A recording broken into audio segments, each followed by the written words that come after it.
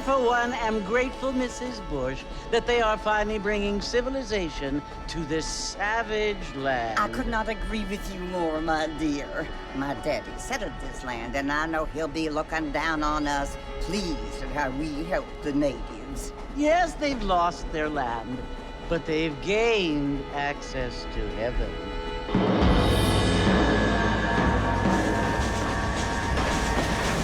But Father, do you mean unless an innocent receives communion, they're destined to go to hell? That hardly seems fair. What I mean to say, Jenny, is that there is a great deal of difference between an innocent and a savage. I never thought of it that way. Yes, they lived like animals, but they're happier now.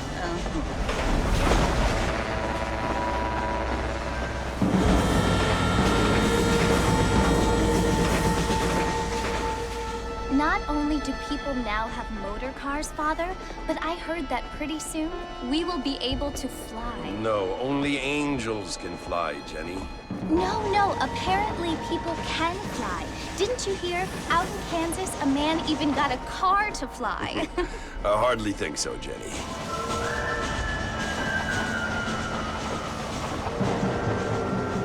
Apparently, Mr. Johns wants to run for governor, which is why he's so concerned with cleaning up the state. Nate Johns. Yes. His family is nothing but hillbilly trash that came here after the war. I don't want to be judgmental, but this state should not be ruled by such a disgusting family. A family without class. Apparently. The Johns family have made a lot of money, and he has a lot of friends in politics. Mrs. Bush, money isn't everything. There are many things that money cannot buy. It seems that money can buy voters, though.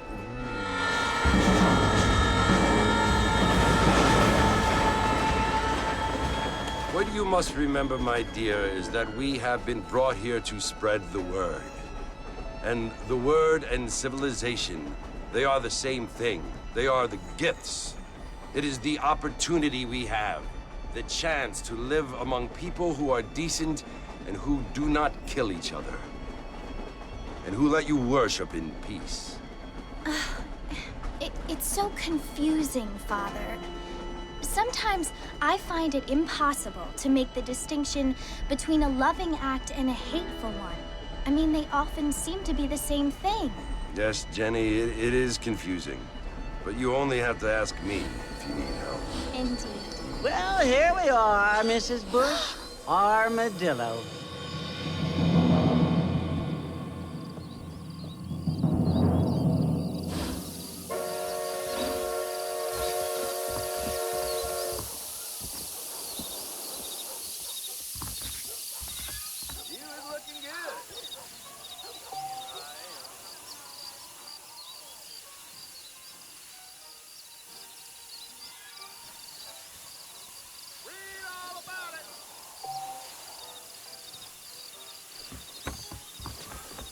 Whoever built you knew what he was doing. I don't feel too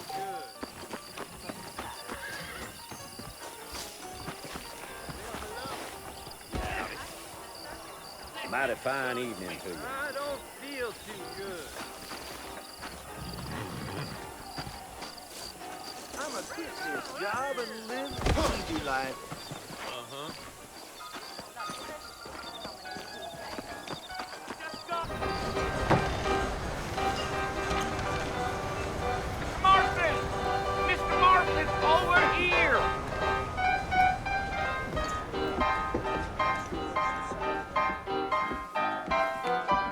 You must be John Marston. Sometimes. I'm Jake. Your friends from Blackwater hired me to guide you. They ain't my friends. And pleased to meet you, Jake. I got the horses saddled up and ready out front.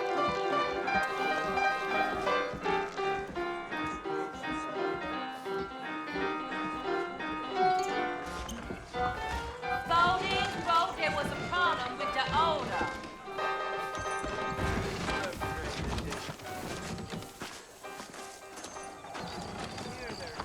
You ain't gonna find sturdier horses than these in all of New Ulster. Things aren't what they Let's were. go! Take it easy until we're out of town. Ain't no point in causing a ruckus.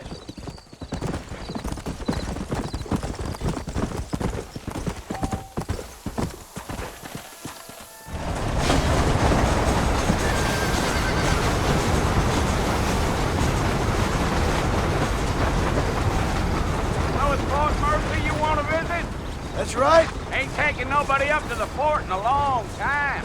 Strange place for a decent fella to want to visit, if you don't mind me saying. Giddy up.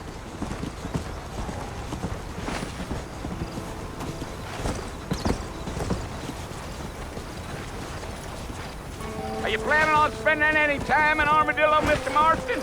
I doubt it. I ain't planning on staying very long. Well, if you're fixing for some female company, you can do a lot worse than Armadillo. Fine as cream gravy they are. Not like Thieves' Landing. Dang, those girls ain't even fit for a drinking man to hold up with. I'm a married man, I'm afraid. Ain't we all?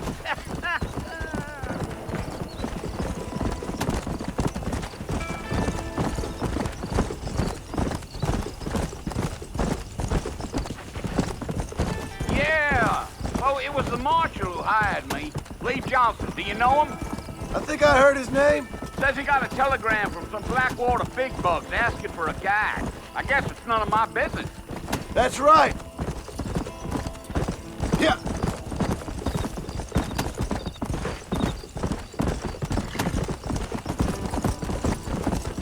You ain't very talkative, are you?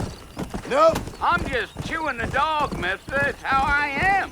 I don't mean nothing by it. Trust me, there's things you're better off not knowing.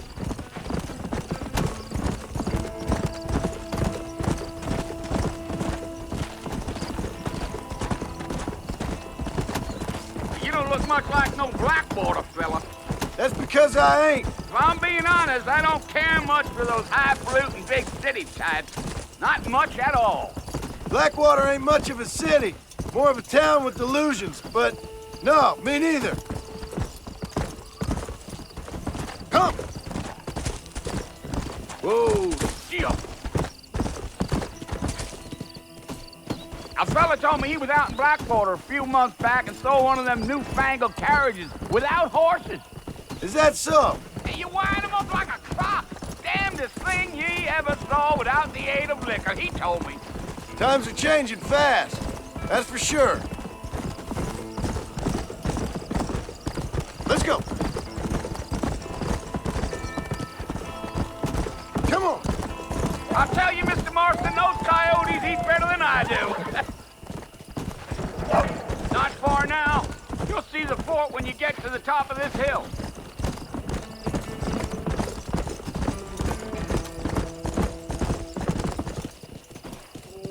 Whoa! Listen, mister. This here is what's left of Fort Mercer. Some gang rode in and took the place over. So I understand. This is where we part ways, friend. You have yourself a good time.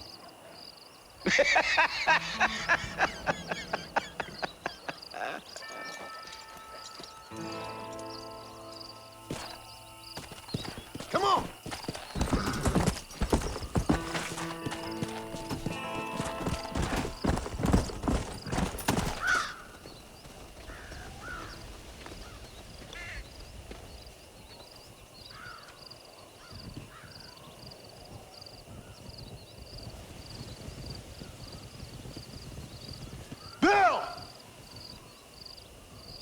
I've come for you! Bill Williamson! Come out here right now! Go away now, John. Don't make me kill you. Nobody needs to kill anyone, Bill. You must think I was born yesterday. You always did think I was an idiot. That ain't fair, Bill. You were as my brother. I've come to try to save you. Oh. Do I look like I need saving? Bill, please. They want to kill us all. I can help you. Well, you never tried to save me before. You only seemed to save yourself. Bill, I implore you think about this. You implore me? You implore me. You always were one for fancy words. Oh. Well, things are different now, John. Now I'm in charge! No more Dutch! And no more you. Implores. I implores you to go back and tell them to send someone just a little bit more impressive next time. Well? Oh. Poor John.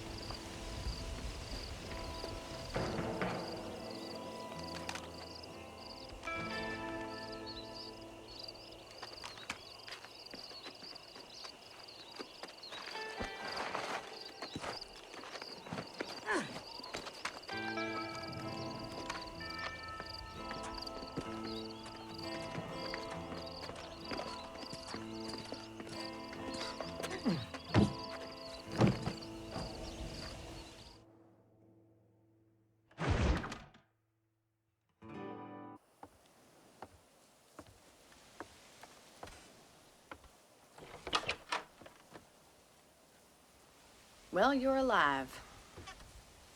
So it would seem. So, how do you feel? I don't know the polite word for it. I do. Stupid is the word we use around here. What were you doing? I was doing something stupid. Well, you'll be okay. Once you didn't die, the doctor said you'd be fine. He got the bullets out a couple days ago. Good. It cost us $15. I'm sorry, madam. Should have left me there to die. Did you want to die? I mean, was that it? Was that why you went straight out to Fort Mercer and picked a fight with the worst bandit in the county? To die, Mr. Mr. Marston. John Marston. Bonnie McFarland. Miss Bonnie McFarland. Well, you may be right, Miss McFarland. I don't know. Huh. So what were you doing? Trying to give Mr. Williamson a chance. For old time's sake. You know Bill Williamson? Knew him. Long time ago. Well, what was he like? Dumb. Just like you. Thank you, miss. See my hat? I have. And, what will you do now? Now I'm gonna take my time and go after him the less kind way. Well, that sounds very fun, Mr. Marston. Quite heroic, just like in those penny dreadfuls my brother used to read. Meanwhile, if you'll excuse me, I've got a ranch to run. Of course, if you're feeling better, why not take a ride with me later? Help me patrol the perimeter. You can earn back some of that money we wasted on doctor's bills. Of course. And thank you for saving my life, I mean. Next time, Mr. Marston, I strongly recommend you don't try to lose it quite so earnestly. I'll bear that in mind. This here is a real frontier store. Not one of those things.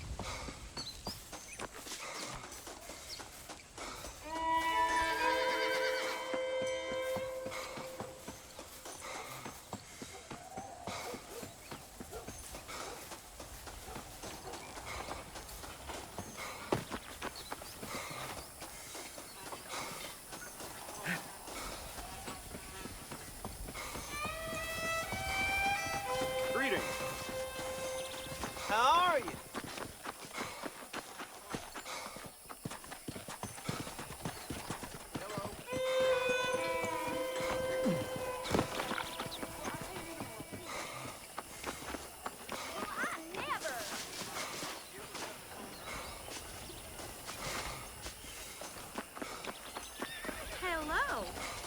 Well, hello there.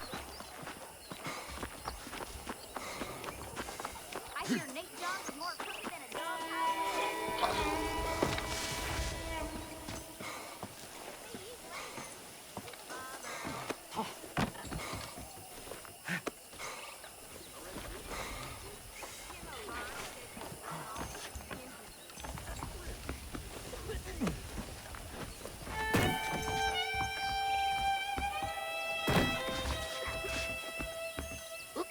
Mr. Marston, back in the land of the living, I see. Figured it's about time I started paying back that $15. I sure can use an extra pair of hands around here. Let's see if we can get you back in the saddle.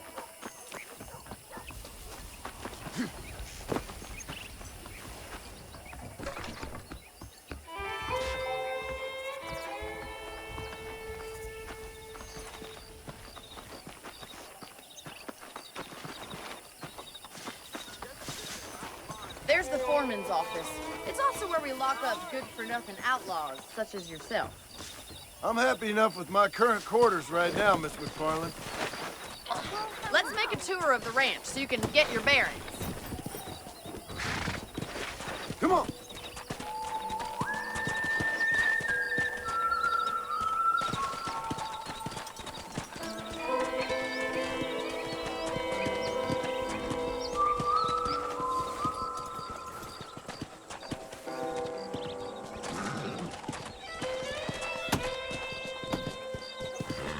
To your right is the general store. You won't find Parisian high fashion, but it's good for the essentials. Very convenient. I don't think I've ever seen a ranch with its own store before.